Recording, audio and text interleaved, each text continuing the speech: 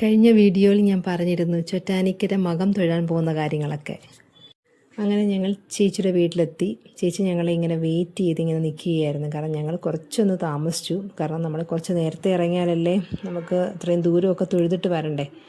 അപ്പം ചെന്നപ്പോൾ തന്നെ ചേച്ചി ഞങ്ങൾക്ക് ജ്യൂസൊക്കെ ഉണ്ടാക്കി വെച്ചിട്ടുണ്ടായിരുന്നു. കാരണം നല്ല ചൂടായതുകൊണ്ട് തന്നെ ആ ജ്യൂസൊക്കെ കുടിച്ചപ്പോൾ തന്നെ ഞങ്ങൾക്ക് നല്ലൊരു ആശ്വാസം തോന്നി കേട്ടോ.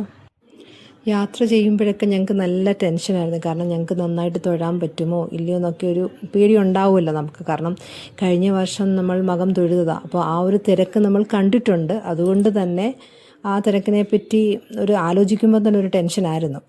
നല്ല ചൂടുമായിരുന്നു, നല്ല ടെൻഷനുമായിരുന്നു. അപ്പം ഞങ്ങൾ വിചാരിച്ച് ഒരു കരിമ്പിൻ ജ്യൂസ് കുടിച്ചാലോ എന്ന് ആലോചിച്ച്. അങ്ങനെ വൈക്കം എത്തിയപ്പോൾ ഞങ്ങളെല്ലാവരും കൂടെ കരിമ്പിൻ ജ്യൂസൊക്കെ കുടിച്ചു.